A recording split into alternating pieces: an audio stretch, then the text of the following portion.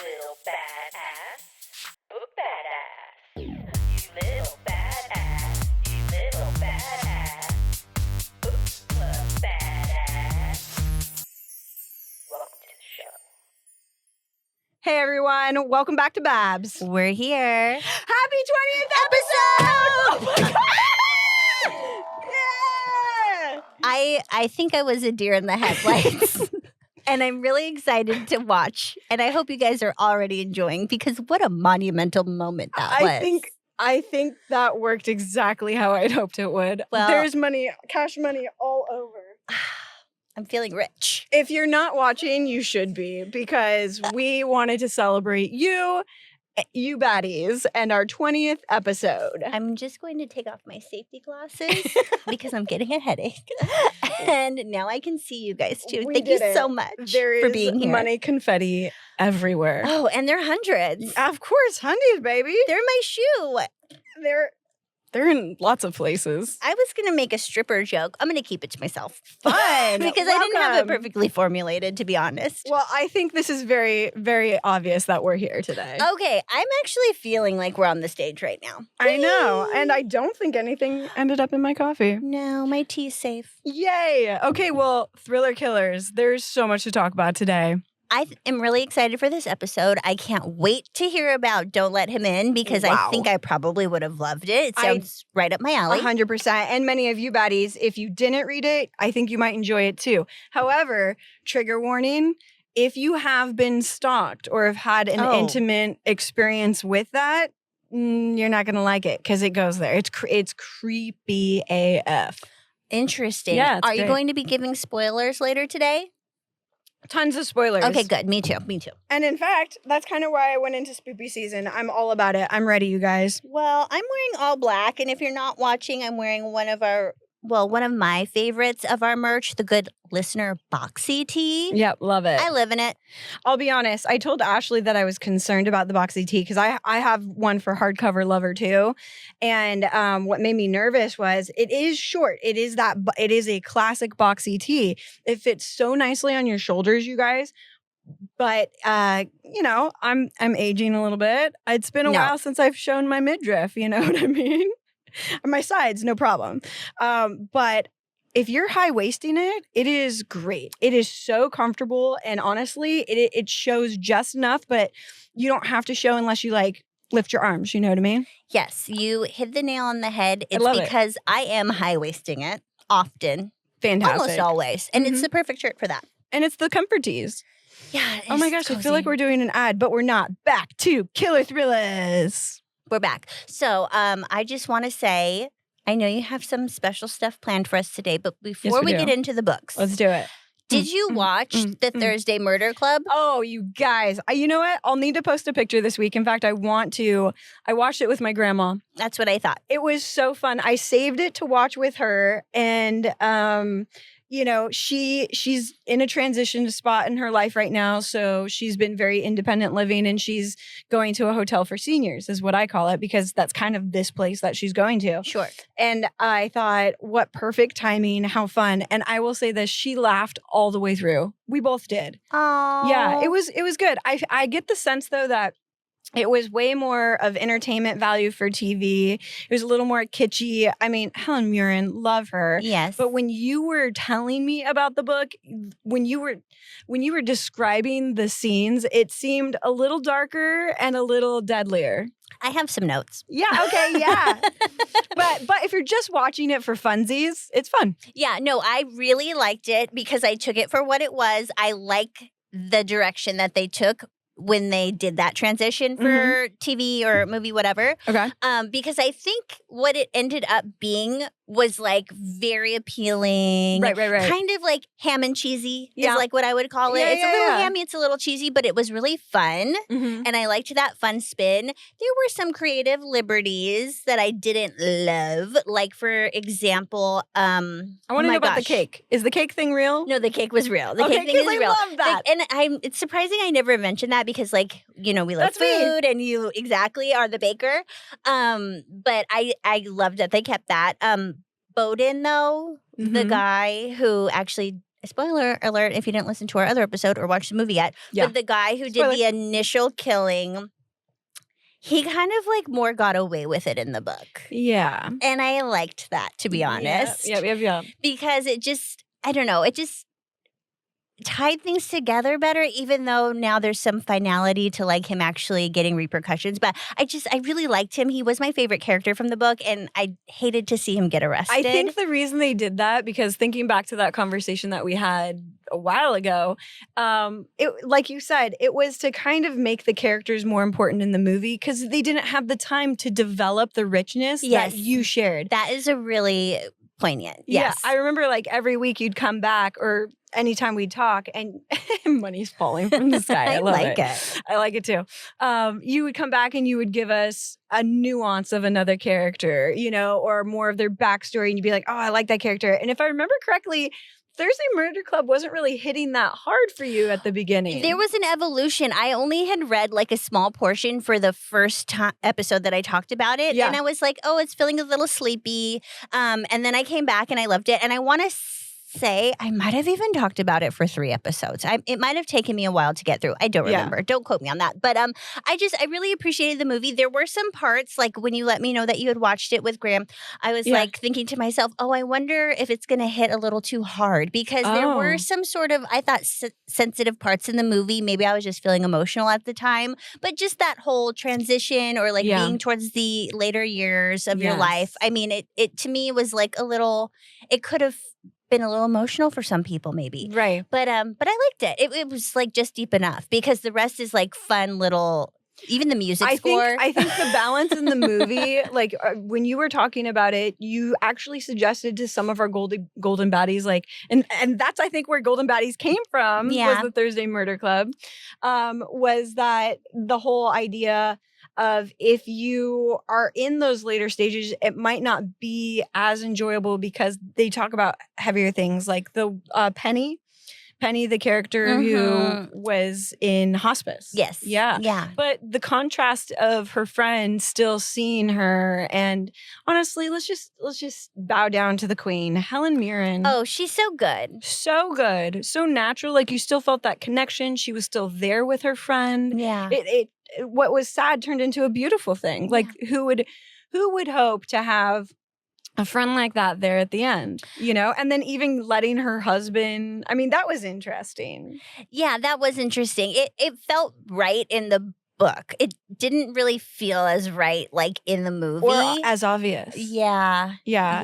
And I know I'm avoiding the tell. I mean, but also if they're watching this then or listening, you know the ending to Thursday Murder Club, right? Where Penny's husband helps out a little bit. Yes, yeah. But I think there was just did they do a good enough job? I mean, the book was so detailed. How much could you put into the movie? Yeah, I think they did. Like if they had to make the change for Bowden, that's fine. That's the only thing I didn't love. The police were a little bit more like fumbling in the movie, which I think also was another way to give the Thursday Murder Club a little bit more of importance. Like they had that kind of upper hand. In the book, it wasn't so obvious that the police kind of just like didn't know what was going on. Okay. Yeah, exactly. Okay. But so the book is a little darker? Well, yeah. And I just felt like, gosh, I'm forgetting her name, but the police officer that is friendly with the Thursday Murder Club, who they get assigned to the case. Oh my gosh, DeFrentes? Yeah, something like that.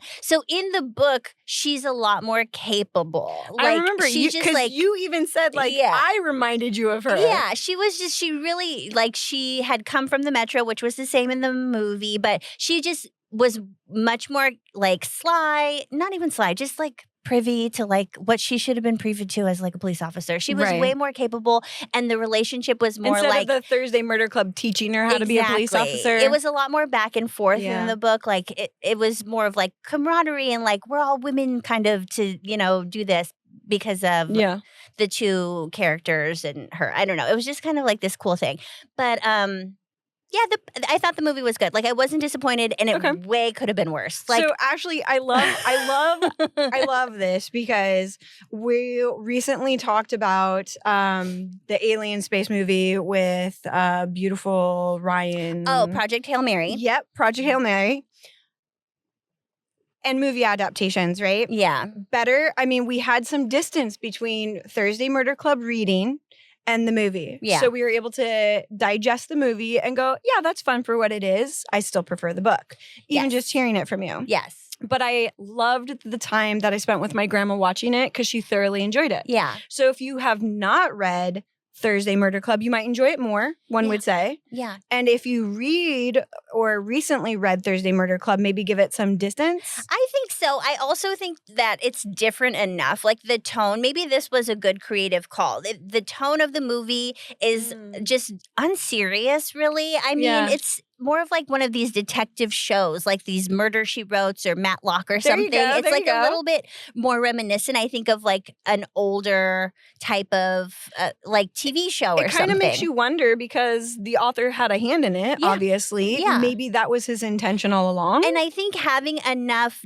difference in the tone made it so that he really couldn't lose, because let's just say they tried to make it really close to the tone that was in the book and then it didn't live up to that. Right. Like I think making it different enough was a great call. Like Jurassic Park. So back to Project Hail Mary, anticipations, like expectations. What are you hoping for? Or do we think it's going to be another where we're happy we read it when we did and we need some distance? Yeah, I think the latter there, especially because like with Bowden, it's still like disappointed me a little bit. And we had talked about in the trailer, you know, there's a character that's represented a little bit differently. And she's supposed to be this badass, strongest woman of the world. Yeah, and we're talking Project Hail Mary, the one who's in charge. I'm sorry, I'm forgetting her name right now. I wasn't prepared for this conversation. It's totally fine. Let's move on. Yeah, but anyways, so I'm interested to see how that works out. Yep. So and once again, I know you might not be sci-fi. So take this for a grain of salt, with a grain of salt and a margarita. I don't know. You should. Virgin, however you want it. Have you seen Aubrey Plaza? I'm sorry. Never mind. Back to I have seen Aubrey Plaza. I know, but she's got a new tequila, the Any Tequila. Interesting. It's great advertising. Back to Project Hail Mary. I'm so sorry, guys. I was off a week. I had the stomach flu. That was horrible also. I hope you guys are just laughing along for the Katie ride. That is my brain. That being said, Project Hail Mary, if you're going to read it now because March is a few months away. I would give it at least 4 months, a separation, right? Yeah. Because it's still fresh in my head. I'm still loving it. Yeah. And I think that you're making a good call there. It's just so good. And if you find it to be so good, it's going to be one of these things where we're like so married to it that like any change is not going to be appreciated. I honestly, I need to do the Jurassic Park. I need to have enough distance so that I can accept it for what it is. With one exception, I knew when reading that Beautiful Ryan was going to be it. And so I could see him consistently as that character. Yeah. Yeah, so that was helpful. That's not going to ruin anything for me. That was helpful. But you know what was interesting is, actually, I should ask her this. I know someone who recently talked to me about Project Hail Mary, and she was like, I was picturing Ryan the whole time. She read it. We did the audiobook. Yep. And then my follow-up question should have been, well, did you already see the trailer? Because that would have been interesting if she had already put that together. Well, hit us up. Without let us know. knowing. Yeah, let us know. But anyways, okay, so amazing killer thrillers. Killer thrillers. Can I go? Do you mind? Please. Okay, because this one's thick. Okay. And of course, I'm talking about Don't Let Him In by Lisa Jewell. Yeah. Super fun because I recently was talking to a woman who read a different Lisa Jewell book, probably the one that you had read. Okay. And was talking about how good of a writer she was. Okay. The twisty turnies, the almost maybe like too much. Like she's an excellent writer. And believe it or not, I think she's like a UK writer. I believe it. Which totally tracks because the audio has beautiful, wonderful accents. I will say this. I need to double check. But as far as audiobooks go, you guys, this one's top notch. Once again, very similar to Project Hail Mary, except for multiple voices, multiple voice actors. And it's needed. It's necessary because there's so much going on that if you don't have the different voices and you're not reading it, you're gonna get lost. I'm laughing because there was one narrator for my audiobook. Yes. And his female voices. The patient. Oh, his gosh. female voices. I mean, he was good, and we'll talk about that later. Okay, so specifically, there are different women voices, different women involved, but the ultimate creep of probably, I don't want to say all time, but a really strong character, right? This male character who is creep of the world Oh, no. has his own dedicated male voice, and it is necessary. And how he must have spent weeks, if not or months, figuring out how to accurately represent the mind of this sociopath. I am really intrigued. Yeah, it's good. He's kind of got a sexy voice too, Ooh. but his arrogance is what is necessary. And if you are not familiar and you don't read a lot of crime or watch a lot of crime or even have a lot of association with different men in your life, you might not be able to accurately get the voice by just reading it. So he really brings this extra level. I'm going to say he's excellent. He's very, very good. So here's my synopsis for Don't Let Him In by Lisa Jewell. Too late. She let him in. All these women do. Spoiler. Okay, so that's basically it. Plus, a creeping creep factor, characters you love to hate, surprises and disappointments, but in a good way, and a satisfying ride. Oh, okay. A few rides. Okay. Is it sexy? Let's talk characters. Let's talk writing style and shifting perspectives. Let's talk about what makes it a thriller killer. Is it sexy? I don't know. You might be into it. Okay, but there's no like spice. I mean, okay, so sorry. This is your book. Why am I asking questions? No, because you should. And this is something that someone would be interested in. So I actually saw a review as a part of a romance novel review thing, which is interesting because it's total manipulation. It's total gaslighting. You are in the perspective of it. That's why you tend to... You love hating him, right? You love hating him. Sometimes you hate some of the female characters for what they do or how they're able to be led on by this guy. I mean, it is rich in that sense. And while he's having sex, and so this is an adult book, obviously, this is an adult podcast, but while he's having sex with some of these women, he's thinking of other women, or he's thinking of some of the women that he stalked. Interesting. Yeah. So, I mean, there's sex in that regard, but it's one of those ones too that also shifts through time. Okay. So you sometimes have flashbacks and you have this evolution of reaching to this point. You have his relationships that are kind of occurring in the past while this main story is going on. So you have all these little side ways of getting into and better understanding the current main story. Okay.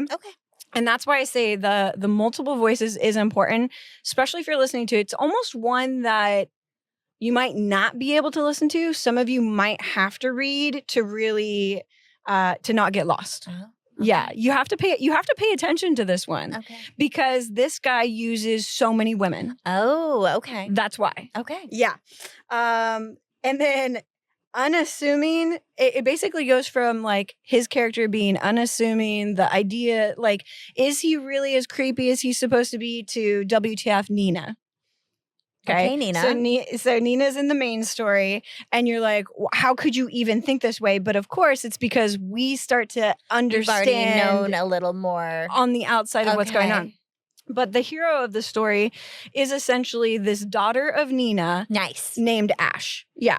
But Lisa Jewell does an excellent job of giving you just enough doubt. She starts to, like, at the beginning, you're like, all right, Ash, like, we're with you. Something's not right about this guy. And it's not just because the whole story opens up and you hear him stalking. We know that there's much more to this man because he's too good to be true. And something seems off. And you have to be a good author, I feel like, to portray that, right? To give enough of like the good guy, but suspicion. And that's what makes it thrilling, right? The suspicion part. The killing part is there are a few people that die through this story.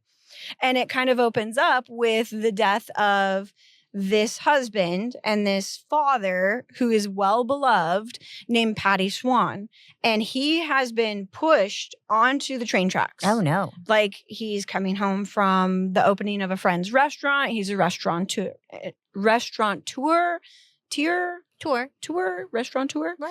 And all of a sudden he's gone.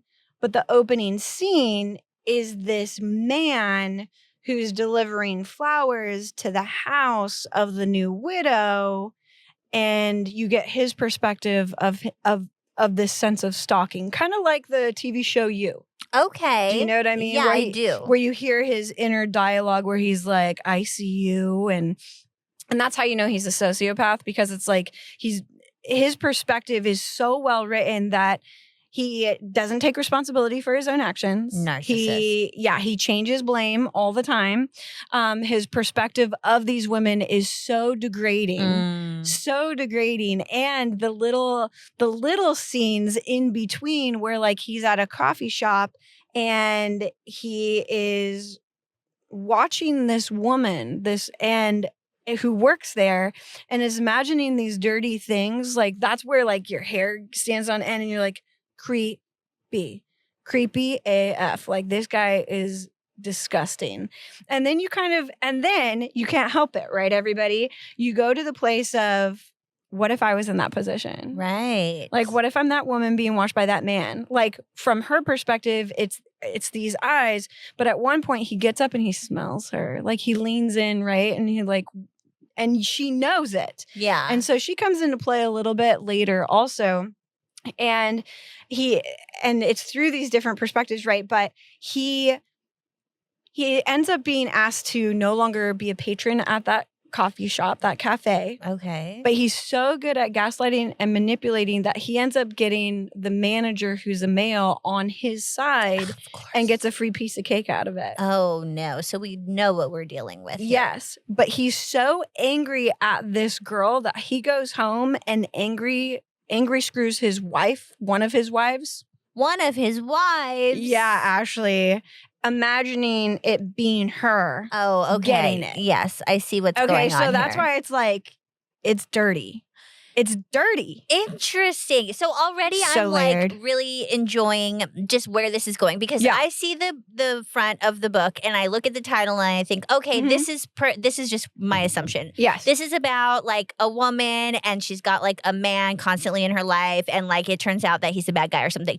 But no, this is about a man and there are just a bunch of women in his life because, well, his victims or whatever you want to call it. Yeah. Interesting. But I would say that Nina and Ash, the heroine daughter in a sense, because she ends up bringing to light and finally cornering him in a way that is inescapable, right? So there's almost this comeuppance, but she's fighting all these internal and external forces because she's lost her dad, and apparently she had like a mental breakdown at some point. So mom's not super trusting. She's in her late 20s. She's still living at home. So Lisa is giving this sort of like, is she reliable? Yeah, like, is she reliable? Okay. And then test the boundaries of a mother-daughter relationship and kind of those. And then you also have these perspectives that evolve throughout this story too. So as Nick, Alistair, Simon, Al, different names, obviously. Oh, he's got a lot of AKAs. Yep. Okay. You're learning more about him, and he's kind of hatching like this final, it seems like a final plan, but it's really, what you come to believe is it's just another stepping stone of him using these women. Like he is forcing them through narcissism and gaslighting to take out loans. And he's in charge of their money, but he's actually taking his money. You also come to find out later, okay, and if you haven't read it, guys, spoilers.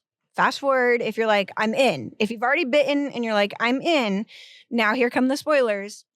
Where he actually was a male prostitute on the side to make money. You come to find out that, of course, there's a reason that he's this way.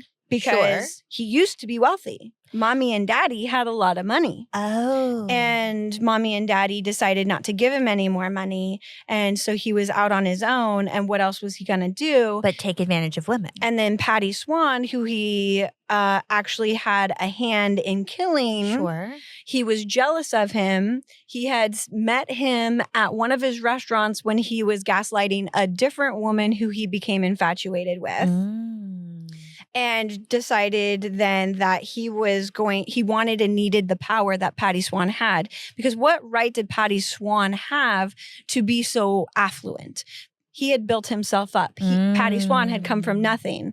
Whereas this other character, Nick, Alistair, Simon, came from money and deserved money. Well, come to find out at the end, Mommy Dearest cut him out because why? Why would you cut your son out of an inheritance?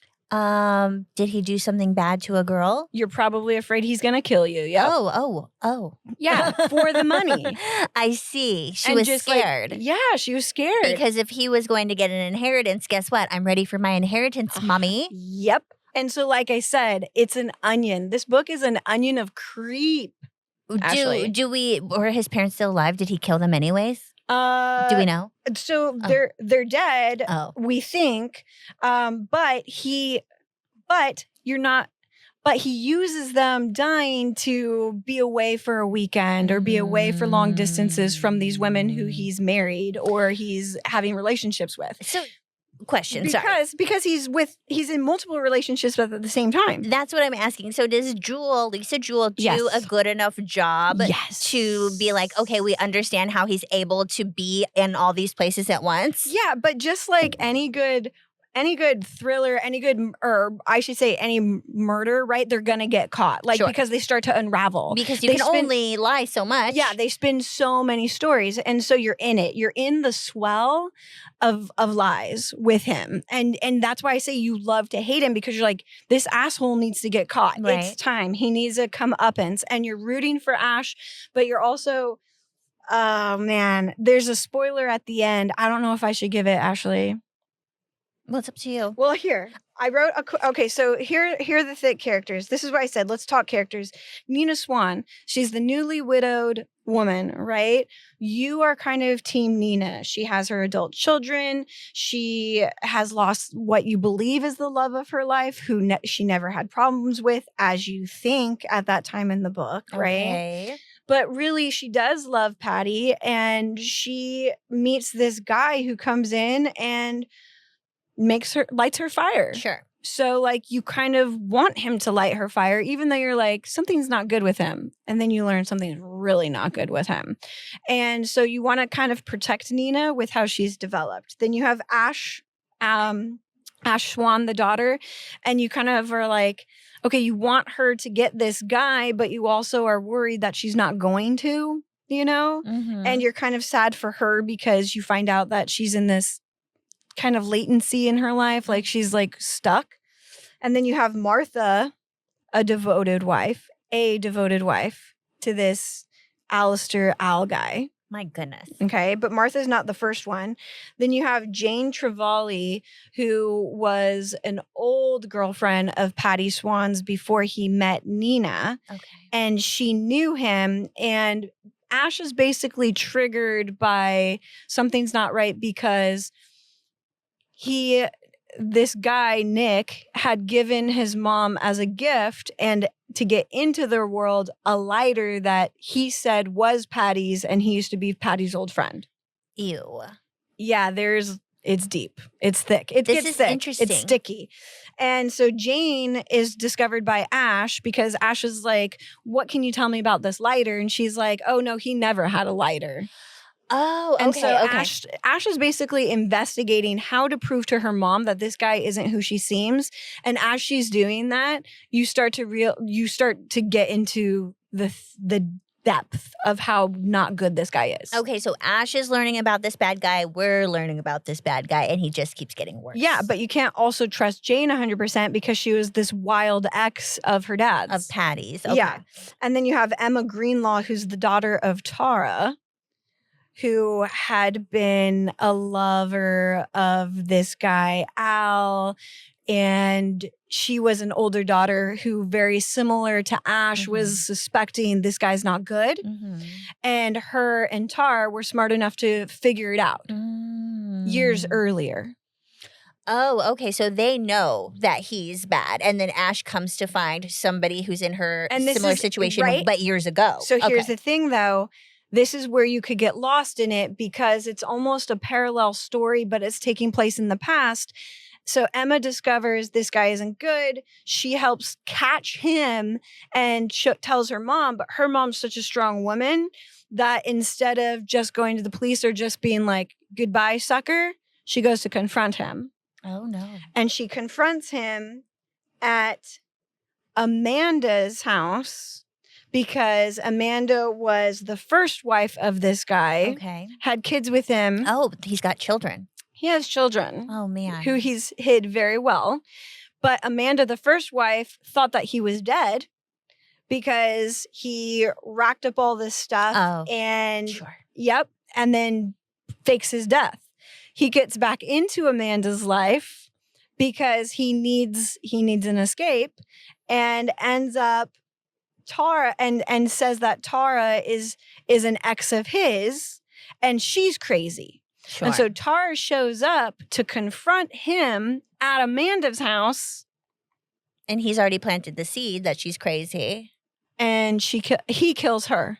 But in order to kill her, because Tara's a fighter, he tells Amanda, you need to hold her down. And so Amanda holds her down because she is worried for her life and her husband, who for some reason she actually believes is in love with her and a good guy and had to fake his death because he got in with the wrong people. And he's the father of her kids, right? Is this the right one? Okay. Yeah. So she helps him murder one of his victims. Oh my goodness. Oh my God. And that's why I wear my torso shirt, skeletons, because it goes even further and you get the icky insight where he ends up only having her torso buried and findable, right?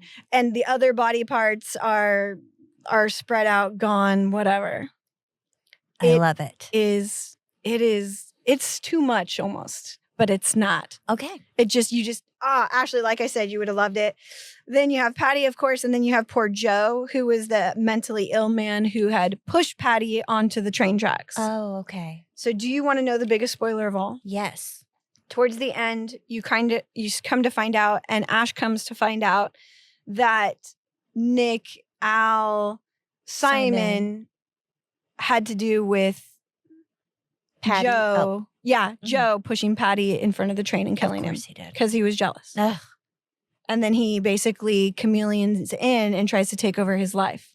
But his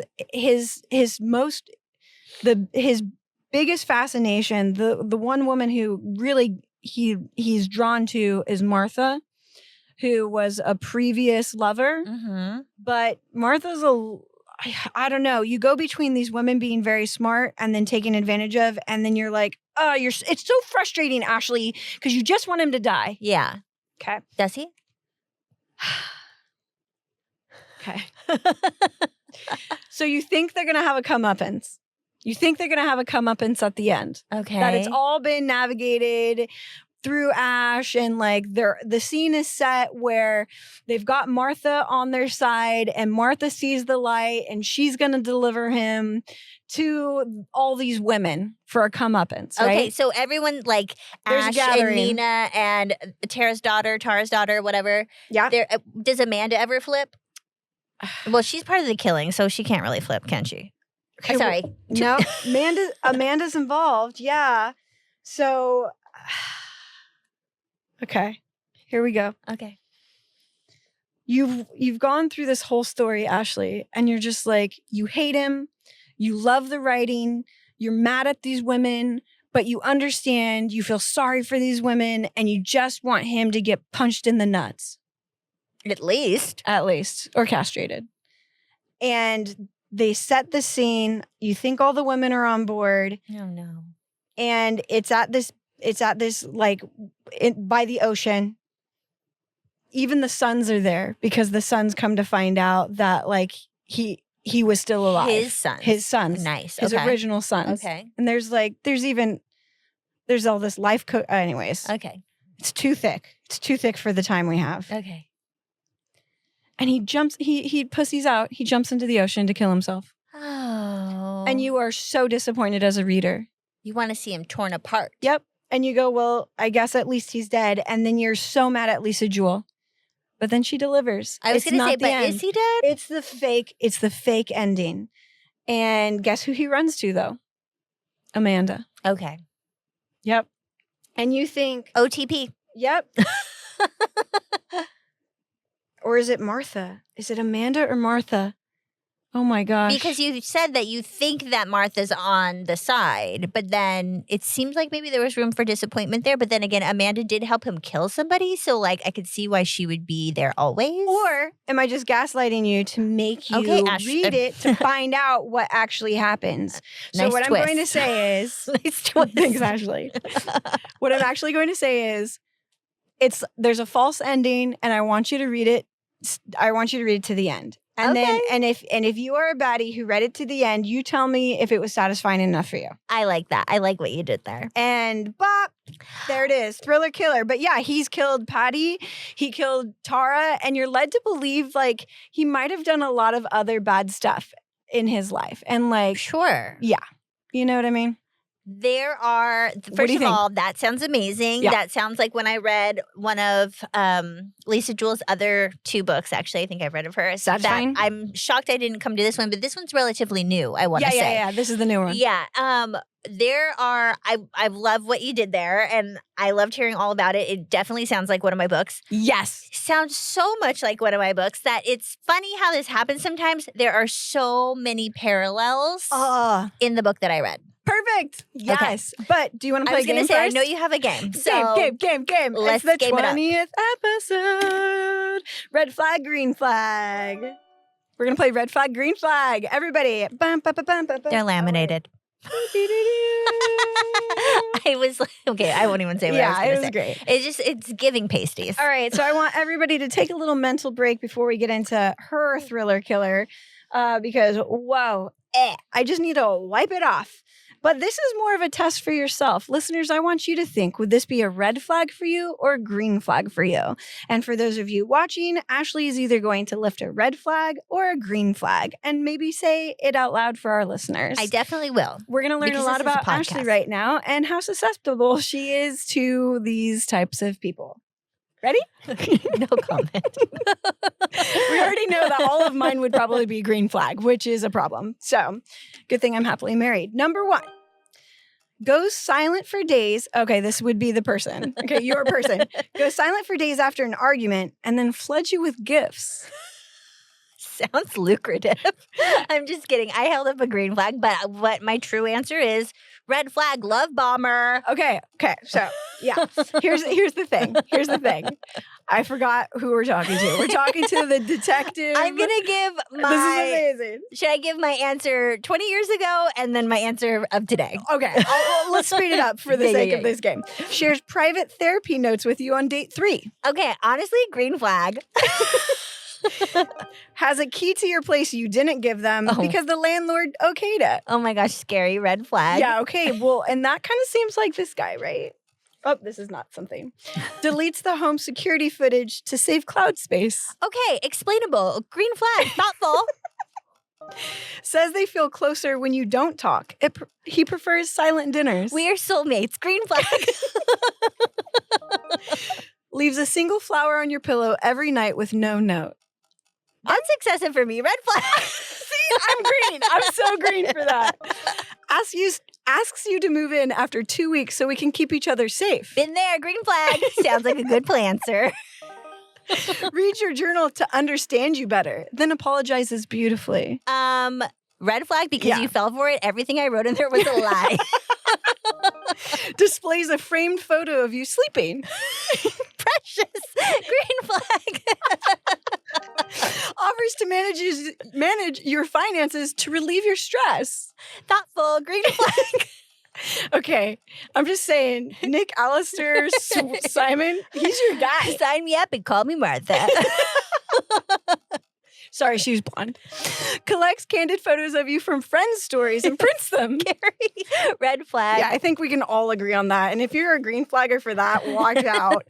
Buys you a new phone and preloads security apps without asking. Thoughtful. Green flag. Records conversations so we don't misremember things. Okay, liar. Red flag. Yeah. Knows details you never shared. Coffee order, childhood pet, passwords. I think Green flag. yeah, Thoughtful. did his research. Come Yeah. on. Insists on walking you home every night, even when you say you're fine. That is actually so scary. Red flag. Okay, I'm like totally green flag for that. We are in trouble. I mean, I'm going half serious and half not, but I don't want you to walk me home if I said don't. That's a good point. Boundaries. Yeah. That's when you die, though. That's like when in a scary movie, you're like, because don't walk he's me like, home. great, now I can go kill you. Okay, well, that too. Gifts you a painting that perfectly matches your recurring nightmare. Oh, okay, well, Is that in the book? I don't know. Red flag. Shows up with groceries unannounced after you cancel plans. Green flag. Groceries, yeah. Always keep them guessing. Says total honesty is a must, but dodges direct questions. Red flag.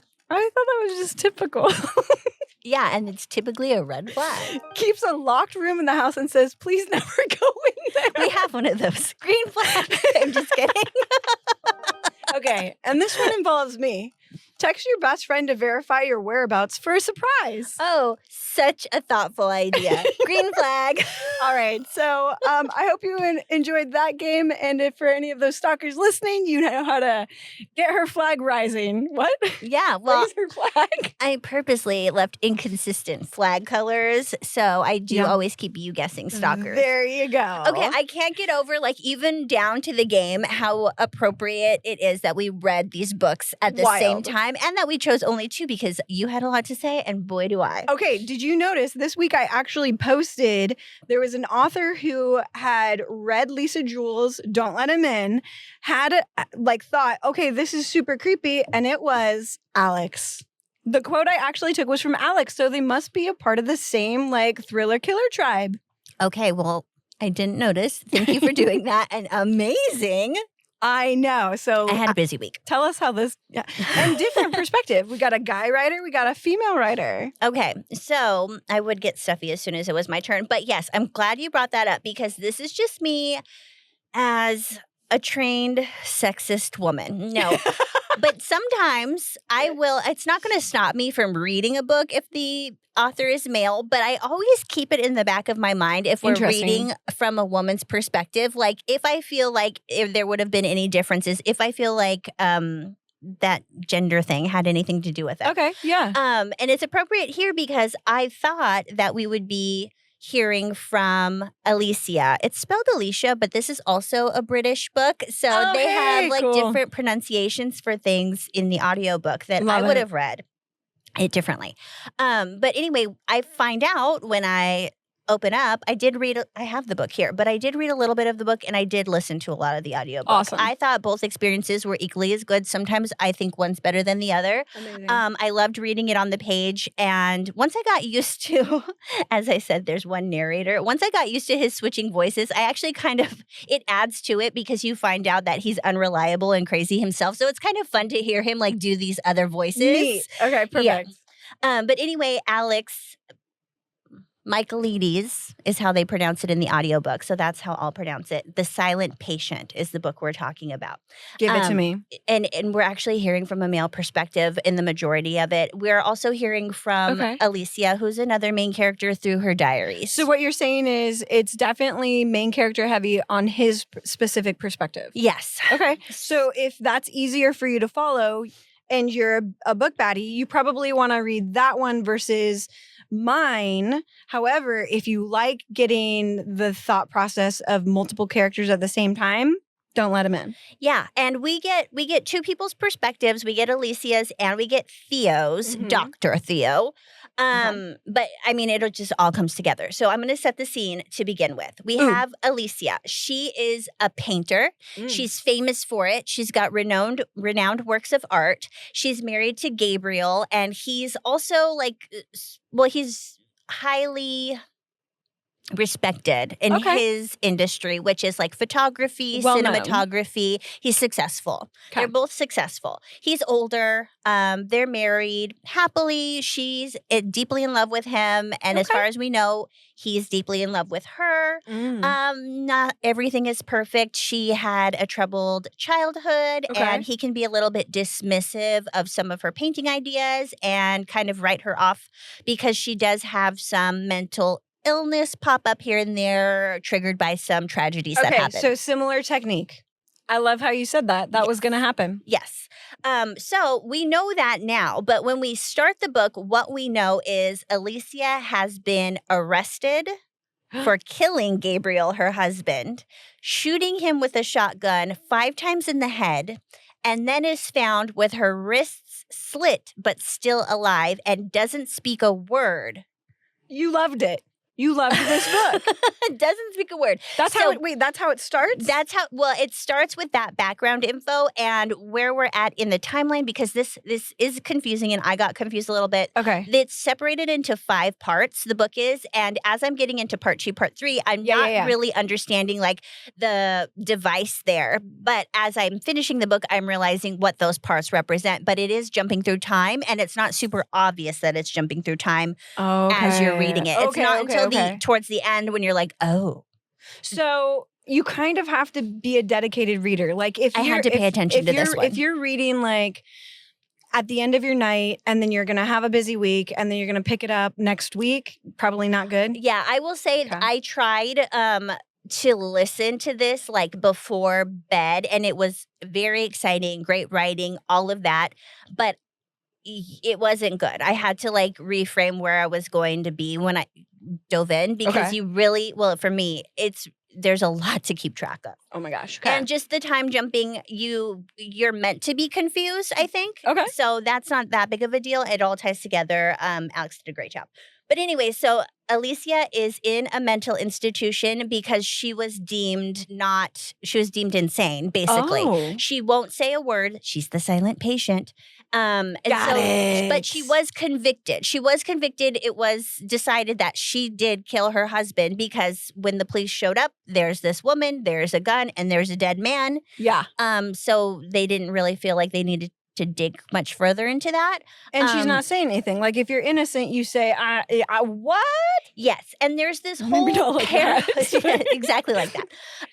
There's this whole parallel throughout the whole thing to this Greek tragedy. Alestis. I mean, it's not one that I'm familiar with, but there is a story it parallels as she actually paints a painting that is revealed at the time of the murder being revealed. And it's just having to do with this woman who is silenced because her husband... You made the comment.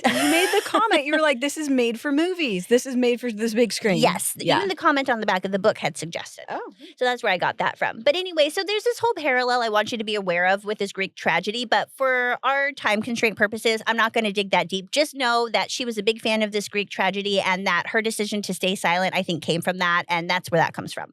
But I'm moving away from that. Is it a stretch or is it well written into it? No, it's well written. We find out later she actually saw the play and then we see where she got this idea to just keep herself silent. Mm-hmm. And then it does end tragically as well. And there's just these parallels with these men just being unstable or really vindictive or just like bad, nefarious you don't like them. people. They're icky men. They're just bad men in her life. And not for any, I mean, some do worse things than others, but it's just there's a bad characters all around her. So you love to hate them too. Well, we find out more about them. And that's another thing that I do like is what I did end up finding. We hear from Theo, who's her therapist at this mental institution. He's a psychologist, and he actually transfers to the place where she is being kept because he's so intrigued by her story. He's into her art. It is given from the beginning that there are these boundaries he's crossing as a doctor, like he shouldn't be doing. You are kind of in your head like, why is he so obsessed with her? And then the author lets us know that they have similar backstories and that they both had abusive fathers.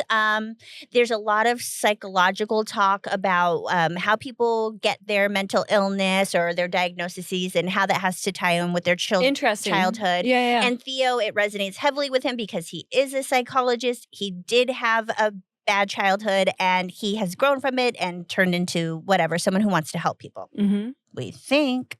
Mm-hmm. So you are from the beginning led to believe that maybe Theo isn't as clean as he would like people to think, but we're also not given any reasons right off the bat to completely distrust him. So at the beginning, are you a trusting reader and you're just like, she did it? Or are you like, no, this doesn't seem right. Something's going on. So in the very beginning, we're like, she did it. But what we want to know, we want to get her talking. We want to know what happened. Like, why did she do it? Different. Okay, interesting. Yeah. And because like we find out that her childhood was bad as well. But really, it's centered around Theo. We get to learn some stuff about his personal life. It comes out that, like, his wife is cheating on him and so forth. But I do just want to do a quick run through of the characters so that we can all keep up, because much like yours, there's a lot going on. Okay, I'll be quiet. It's okay. So, nefarious men in Alicia's life. We have her father.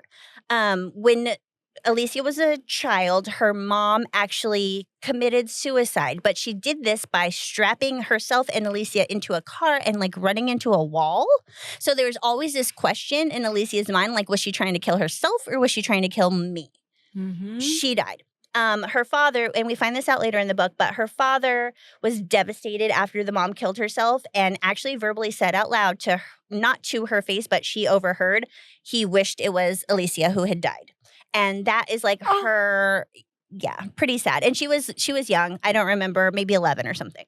So that is kind of like her first like symbolic death. Like she felt like, oh, he killed me when he said that. Like that is going to sit with me forever, define me as a person. Right. We don't know this in the beginning, but we've come to find out through her diaries, like that's how she felt.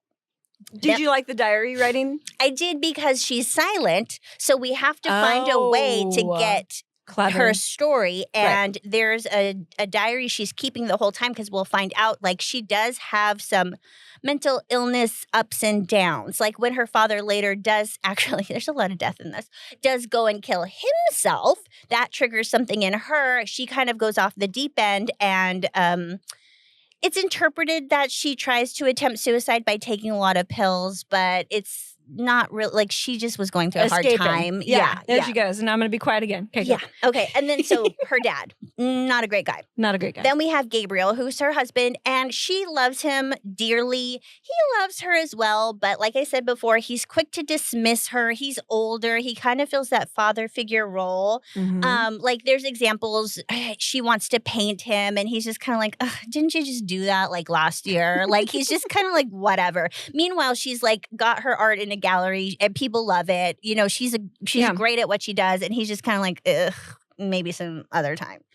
And then so he's not outright bad, like according to her, but she thinks he's like super warm and loving, but like what does she have to compare him to? Her father, who was super rude. I mean, yeah, he's Prince Charming. Exactly. So then we have Gabriel's brother-in-law, Max. Now they have an interesting story. Gabriel was born to two people who had adopted a son because they couldn't have children. Mm-hmm. But once they adopted the son and got that pressure released, then they conceived Gabriel. So Max was there first. He's just a normal kid. But then Gabriel comes in and he's very talented and very good looking and the natural born. And so there's this sort of resentment. They are best friends, but at the same time, Max has this hidden sort of jealousy 100%. And resentment. Yeah. So he is a bad guy. He's a solicitor, which over there is like a lawyer. And he is just like not nice to women. He sexually assaults Alicia like once or twice. Like he grabs her, gropes her, kisses her. And she's like, oh, you're not obsessed with me. You want what your brother has. Like she just, she doesn't. She sees what it is. Yeah. And she doesn't like him back. Like she's scared of him, but she doesn't tell Gabriel because as far as she's concerned, Gabriel really loves his brother, but then he doesn't see this evil side. She doesn't want to cause trouble. So there's setting up this sort of like all these different men in her life can be who's harassing her because she ends up getting somebody who stalks her. And we're learning each little tidbit about them through her diary. So like, is she gorgeous on the outside? She's very pretty as well. Yeah, okay, she's very pretty as well. And her talent is beautiful. So it's just this hypnotizing and she's in thing. This scene. Okay. And so as Theo, from Theo's perspective, he's going through this list of people in Alicia's life, and he's kind of visiting them to see if he can get to know more about the story because she doesn't talk, and he thinks there's more to the murder.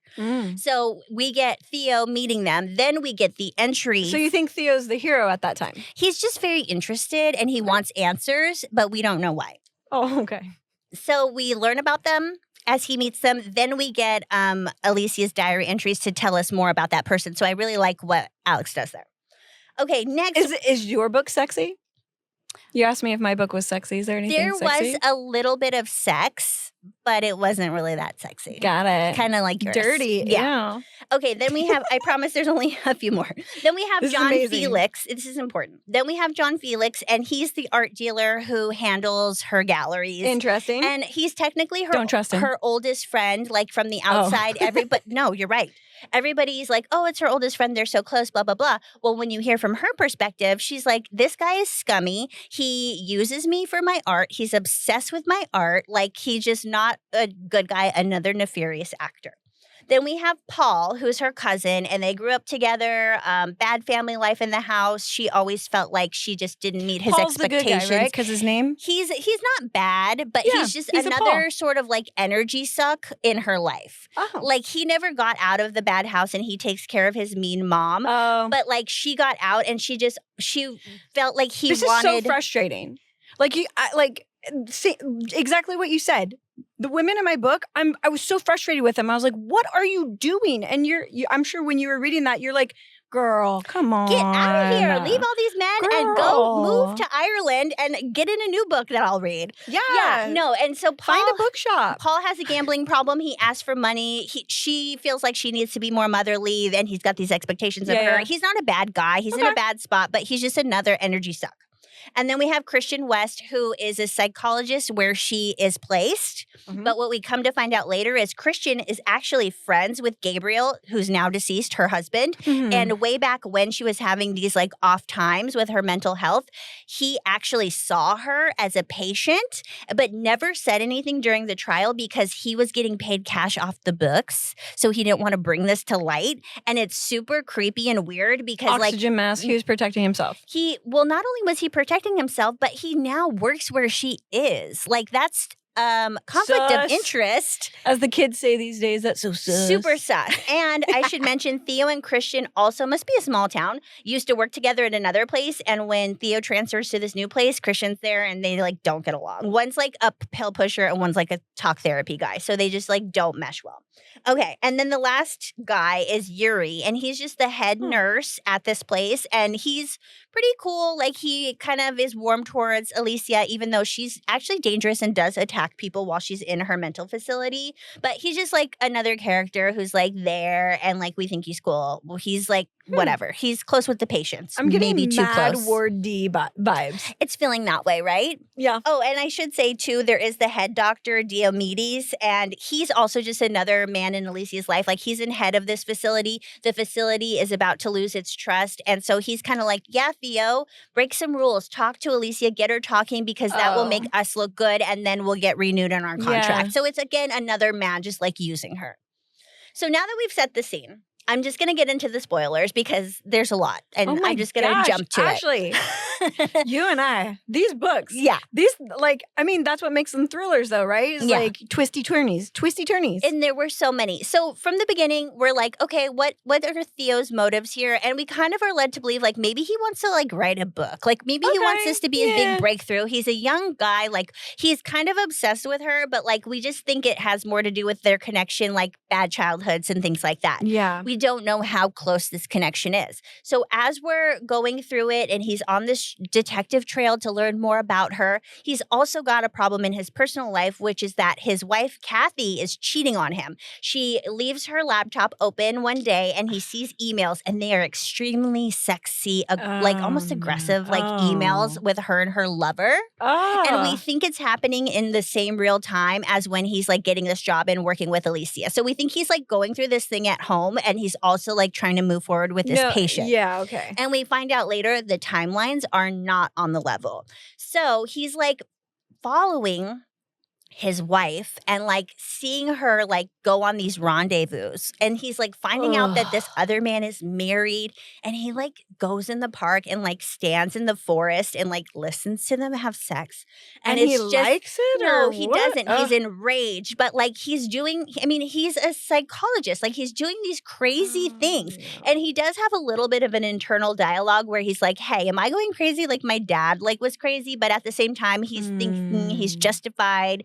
So he becomes like this narcissist who like is Oh my gosh. out for like kind of like out for blood with this guy. Like he doesn't even really blame his wife that much. He like blames the other guy. Yeah. He wants to stay with her, and like he wants to like just let this like she's being taken advantage of. yeah, exactly. How dare this man come in and destroy what they have? His pure, beautiful wife, the only person who's ever loved him. You know, Yeah. okay. So while he's like occasionally following her and like going to this guy's house and looking in. Is it surprising? Like, are you like, no, not really. Okay. But there is a moment and it's coming up.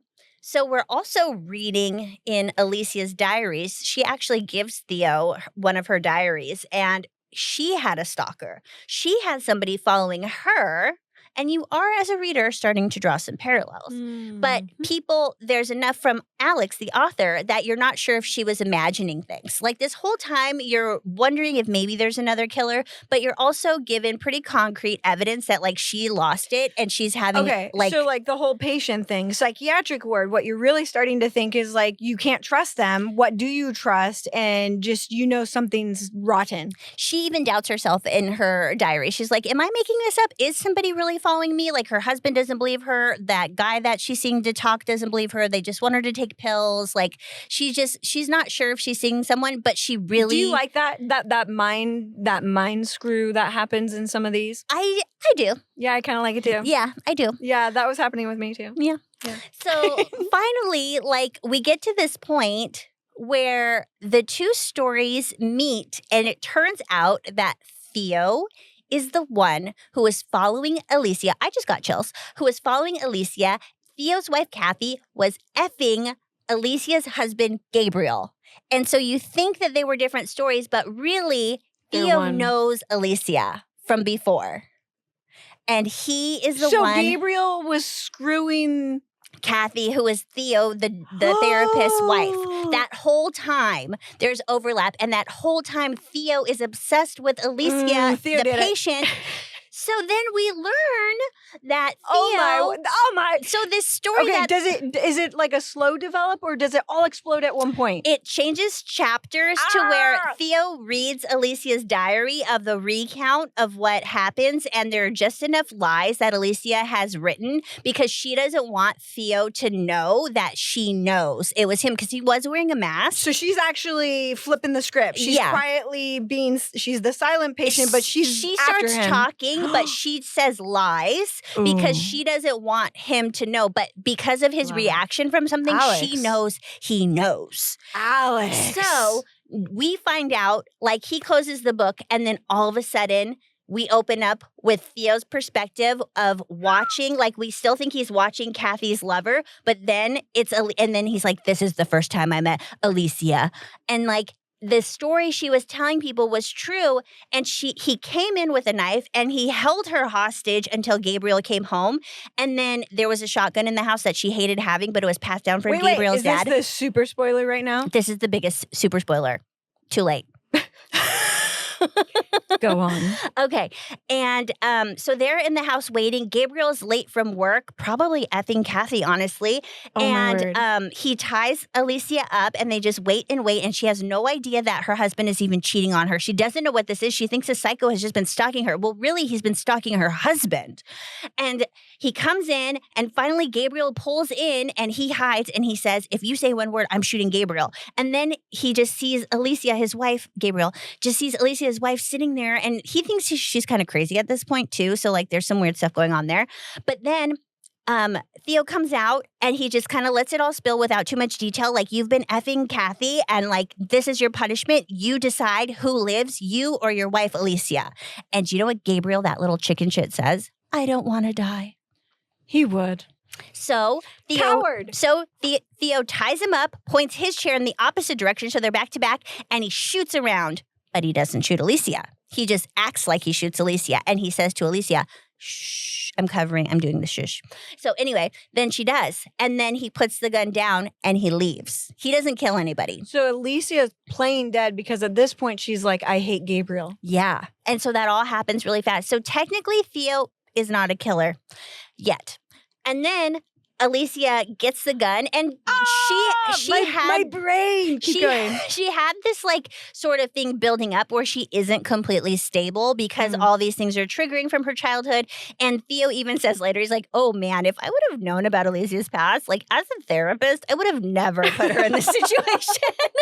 And that's why I feel so guilty, and that's why I'm her therapist now because like look at what I've done. That's like hilarious, actually. Yeah, that's it was. funny. And so he's like being in his own psycho way, like very compassionate. Oh my but he gets worse in a minute. Okay. So then anyway, Alicia's like, oh man. I'm just gonna sip my coffee. Yeah. She's like, oh man, screw this. And she kills Gabriel, her husband. So she really did do the killing. And she really was not well when she did. So she's like, surprise, gets out of the chair and is like, F He's you? like, oh, you're alive. And she's like, not you, biatch. But then if you do remember, like she does like then slit her wrist. Like she just wants it all to be over. Like she has a miserable life. Oh, so she actually was doing like the murder-suicide. Right. But she didn't they die. saved her. Yeah. And so she did get the right punishment. She was actually off her rocker. She did actually kill her husband. But granted, this would have never happened if Theo hadn't done this like crazy thing.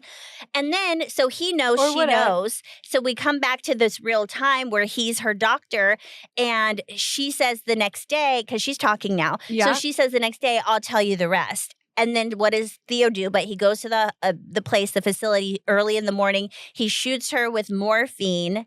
And then he leaves a bottle of opiates, and it looks like she did another suicide attempt, but she didn't die. So now she's just comatose. And then he blames it on somebody else. And it just, there's more unravels to where these people in this facility aren't good people. And then he blames it on somebody else. But he's the one who's like, hey, no, she didn't OD. Look, she has this little needle mark. I'm so observant. It must have been this other guy because he also didn't like this other guy. So then he like frames this other guy. Wow. And then he's so crazy that he's like, I'm so glad Alicia's still alive. I can go visit her. Like, and then he gets a promotion. Look at this doctor who's actually psychotic. You guys got to be careful with who you trust. Yeah. Actually, our stories are just a game of trust, aren't they? Yeah. And they all failed. So the world is scary and everyone's unsafe. But I will say that a policeman does show up because Alicia sticks. Right after the morphine, she's like, I have to write quick. And she gets a pen and she gets her diary and she writes it down and she incriminates Theo and she stuffs it in the back of this painting she had painted of her and Theo that he hated. So then when John Felix, her curator, comes and gets her artwork after she's comatose, he finds the diary and he gives it to the police and the police show up at Theo's door and that's where we're left, assuming he gets in trouble. And she stays silent. Slow clap. Thank you. Okay, so that's it. Take a breath. But I have no woes. I really liked it. Oh, really? That's so exciting. Yeah, there was a part where I was like, this seems a little far-fetched. And then it got even more far-fetched and I was like, okay, perfect. So I have a couple questions. One, do you believe that there exist people that are just that unlucky? Look at Alicia, like her whole life. Small town vibes, honestly. A lot of this was a problem of her just you just got through the traddies, so the trad wives. The moral of this podcast is get out and then come back. No, I don't know. What was the question?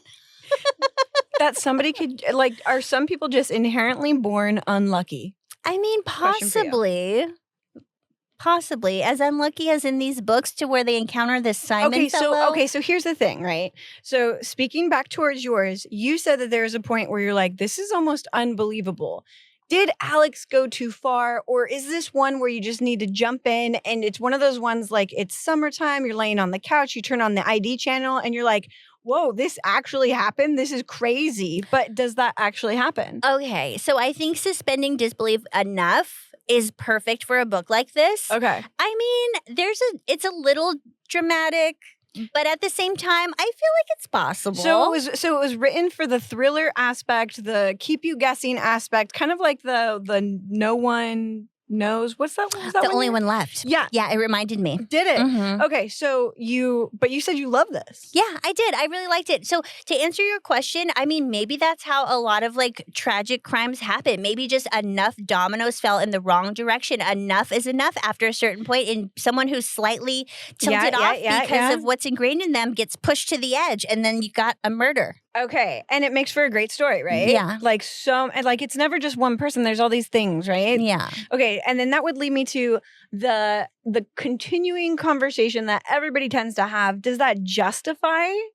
Does it justify like all of the like Alicia? Like No, even Theo himself, I mean, granted he's a psychopath. Even Theo himself, though, is like speaking to both his childhood and Alicia's like, but there are people who have had it this bad or worse and they don't pull the trigger. Yeah. Okay, good point.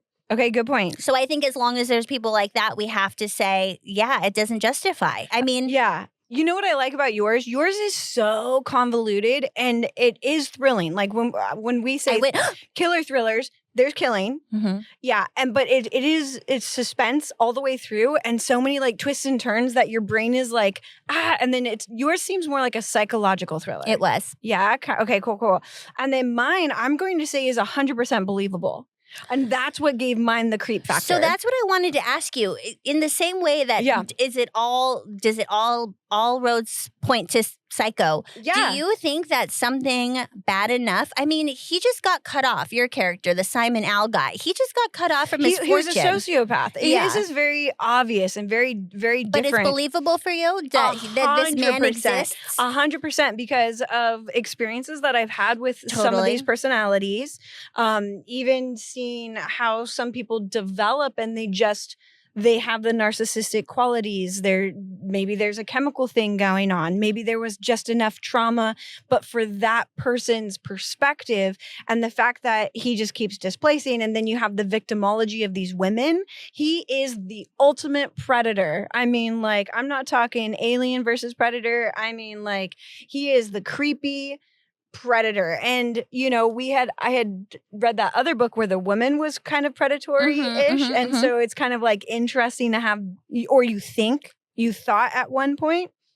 So yes, it's very much human behaviors that are well known, so it is believable even when he's killing. And like Lisa Jewell is so good at describing where you get into his mind and he's remembering Amanda fondly, with how they even get into this romantic rhythm of chopping up Tara's body. Yikes. So it's like, that's sick, right? Mm-hmm. But that's how his brain operates. Are you familiar with Dear John? Well, I know what Dear John is. Okay, so Dear John, in this case, it reminded me as you were discussing your book earlier and giving us the plot. There is this man, this is a true story, this man who took advantage of a bunch of women financially. He was also a registered nurse, so he had his addiction and he was feeding his addiction, which was very expensive. So he would take over the finances, he would take out loans, he would move on. He did this and did this and did this, and then he did become violent and he tried to kill in Orange County the woman that he was taking advantage of's daughter. And she actually was like a dog groomer or something, and she had a dog and the dog helped like save her. They survived, and she ended up stabbing him and getting away. Whoa. But it's a true story and it totally parallels. Well, that's what I'm saying. Like, this story was so creepy because it's so believable. Like, when I posted, I was like, Katie's gonna be looking behind her shoulder. Like, you do. Like, this makes you go, okay, maybe just that guy that you see on the side is actually living this other little world in his brain. And truth be told, his addiction wasn't killing. His addiction was power and gaining power through sex and domination and honestly through arrogance and intelligence. If he could play these women, like, he got off on playing these women. So it was a game, but yeah, and then until like the next shiny toy, right? The next shiny woman. And so it was like, then in his mind, he had to twist around his relationship with these other people just so that he could stay in power and never be wrong. I see. Never be wrong. And then the killing of Tara, and like I said, it seems like there potentially was a lot more. this killing of Tara, though, specifically, he describes how, like, he didn't want to do it. He had to do it. But while he's doing it, he's getting off on it. So it's like... I see. Yeah. So, like, yours seems super thrilling, suspense, like, you know, just a really good story. And then this one is, like, totally believable. Yeah, because I was going to say for this is a nice little escape book if you like something like psychological thriller. I'm not worried that my therapist is going to be some guy who, like, helped facilitate my mental breakdown to begin with, or, you know. Whoa, but you never know. I know, maybe. I mean, it's totally possible. But there is that sort of thing, that same trait with Theo. He is like, oh, okay, well, I didn't kill the guy. Who should you trust? I'm helping Alicia by now being her therapist. Like, he's definitely got that same sort of little switch flipped where he's like thinking he's doing what he needs to do. Awesome. But at the same time, it's super self-serving and obviously wrong. Okay, so if you had one thing to say to Alex, what would you say? I would say great book. I would totally read something else of yours. Yeah, I think because I really like this genre, he's probably, I could see him being like one of my more favorite authors. Awesome. Was it gory, the description? No, there was some blood, but no, I wouldn't consider it gory. All right. And if I were to say something to Lisa, I'd be like, girl, you got it. Yeah. Ooh. I liked her a lot. Yep. Yeah. Awesome. Yeah. She's like another Frida. Not to like compare, like they have to be this or that, It's but funny, they just can turn them out. Frida also commented I saw on that her. one. Yeah. It's so funny. Yeah. I love it. This little horror thriller world. Not horror. These aren't horrors. These are thrillers. Yeah. But they're good. All right. Should we get into Speaking some horrors? of possibly horror. You guys, I can't help it. I am ready. I'm so ready for some spooky stories. I've got one. I have one too. Okay. We had to bring the boy back. He's our first repeat. Oh my, he's our first repeat. Well, technically I did a couple Frida, but not you're right. No. But not really. Okay. Not like deep like this. And I mean, how many Rebecca Yarros did we read? And we did do 2 Sarah J. You Maas. know what? I agree though. This is like It feels like the first Yeah, because repeat. we took a break and we're coming back. And why did we have to come back to Grady, Ashley? Because he's spooky season appropriate. Yes, and I know it's September, but you guys, aren't you feeling it? Come on, if winter holidays get like 4 months. Literally, we have to start Halloween now. I went to the Dollar Tree. I mean, shout out. But I went to the dollar store the other day and they had Halloween out. So yeah, I bought a couple little skeleton and bat and pumpkin things. Well, they're going to be gone when it's time anyway. Yeah. And why do we think horror when we think Grady? Because he's really good at it. At least he was last time with the the Southern Book Club's Guide to Slaying Vampires. So for those who are not watching, tell them what we're holding, Ashley. So New York Times bestseller Grady Hendrix does it again. How to Sell a Haunted House. It's wildly entertaining, according to the New York Times. Yes, and the Washington Post says it's a delight. Hendrix, with relentless efficiency and a bit of humor, forces us to confront our fears. We'll see. Yeah, we'll see. I mean, I heard clowns make an appearance, so I'm pretty sure this is going to hit me hard. Oh. But I want it. Like, I don't know what's going on with me. I just want the excitement. She says with her spiderweb skeleton torso shirt. Ha-ha! Well, I'm excited for this one. What's it about? So, when Louise finds out that her parents have died, she dreads going home. She doesn't want to leave her daughter with her ex and fly to Charleston. Ooh, back in one of the Carolinas. That's great. There we go. Well, she doesn't want to deal with her family home stuffed to the rafters with the remnants of her father's academic career. I'm not going to read the whole back of the book, but what it seems to me is that she's going back to her house and perhaps trying to sell it, and perhaps it's haunted. That's my hope. Okay. That's my hope. And he does the South so good, right? And I don't know about you, but when I think fall, either cozy, happy fall or scary, spooky fall, I think the South. Yeah, I do too. Maybe because of the history there and the willows and like lots of ghosts. Definitely the history. A lot of skeletons. We know you like history, buried. Ashley. Oh my gosh. I know. Is this going to be a historical fiction? But no, that's the other book. Yeah. Okay. And so I made a mistake. I said there were going to be 2 shared reads, but I was wrong. Last week there were 2 individual reads. Oh, yes. But this I think week I said that too. Is going to be 2 shared reads. Reeks. We'll see. Are they reads or reeks? I need to stretch my tongue out. 2 shared reads. We're going to hop into the spoopiness of complete fiction. Right. There no history that I know of, but to keep you honest, Ashley, we know you love that history. What are we feeling for our second spooky read? So shall we combine historical fiction with something maybe where there's vampires killing Native Americans? Yes. This next book is called The Buffalo Hunter Hunter, and it's written by Stephen Graham Jones. Hot right now. He's so hot right now. I guess he's hot right now. He's so hot right now. Katie did this really awesome, cool thing where she built a list of like spooky historical fiction or like horrific historical fiction, and this is the one that we ended up landing on. There's a buffalo on the cover. It seems as though a Native American is resurrected as a vampire and seeking vengeance. So, I mean, how could it miss? I mean, I love it because that one is a historical fiction. Hunter x Hunter. Yes. Which is super fun. Yeah. And then this is like complete fantasy. So we're gonna have some fun with this one, I think. You know, we've got a classic spoopy, I would say. Yep. And then we've got something kind of nuanced, Yeah. Nuance seems like a really good word. I have never come across such a theme. Did you ever watch the movie, though, Abraham Lincoln Vampire Slayer? Okay, I actually meant to bring this up. Offline, we were talking about Sinners, and I was like, we need a whole show or something about those Native American vampire hunters. Okay. But when those words came out, we moved on. I was thinking of Abraham Lincoln Vampire Slayer. So it's been done. Okay. I don't know. We'll see. But let's think of it this way, too. And that was the thought I had. I really wanted to share this with everybody. What a unique opportunity, because, a lot of people say that some of the horror, or I guess when you think horror, you might also think murder and things like that.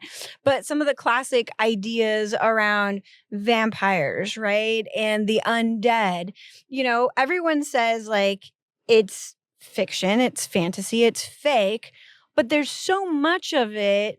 Where did that come from? It's like almost believable. And when you put yourself into the idea of, Native Americans, could you imagine being this, tribal culture and then having this any sort of something come and like you're trying to protect not only your land from people who are trying to take it from you, but also from other tribes, because we also know there was already internal conflict. Sure. Like anywhere, right? And then you have this unprecedented undead or spooky stuff going on. I think is believable. Yeah, that's it fun super for me. is, and they're so reliant on like the earth, and they've already got their own ideas going on with like spirituality and like good versus bad, and like what caused that crop not to flourish this year, who made that guy sick, or whatever it is. I feel like there's a deep web there and a lot of room for spooky stuff. So much room. Yeah. I'm looking forward to it. And should be good. Stephen Graham I think he either won awards or was a bestseller for his book prior to that. It was written a year or two before. But this one is fresh, I believe, 2025. Yeah, I think that's what it said. Awesome. Yeah, so the other one is called, I think, The Good Indian. Maybe I'll look at that one another time. But yeah, I'm excited for this. It is different enough and right up my alley. Yeah, let's get some spooks in there. Okay, let's do it. I'm excited to get a little scary. Yeah. Or a little scared. Both. A little bit of both. Yeah, be careful. So for you baddies who want to follow along, we have Grady Hendrix, How to Sell a Haunted House, and The Buffalo Hunter Hunter by Stephen Graham Jones. Amazing. What a way to enter our next decade. I mean, our next 10 episodes. Oh, yeah. So exciting. Thanks again for joining us here for episode 20. What a monumental moment, as I did say this earlier, but it just really is. And thank you guys for being like our group is growing. True. I've noticed like we've got more members, which is awesome. Also, special shout out to those who've been there since episode 1. Thanks, guys. Really appreciate you. Julie and Laura. Julie and Laura, thank you guys so much. Yeah. You're in it to win it, and what a fun ride. Let's get into the haunted season. Yeah, we'll see you next time, and hopefully we'll be scaredy pants. Yeah, hopefully we'll still be here. Oh, shoot. Ooh. Might be a vampire. So it'll be night shooting. Yeah. Yeah. Okay. Bye, everybody. Bye. Woo-hoo!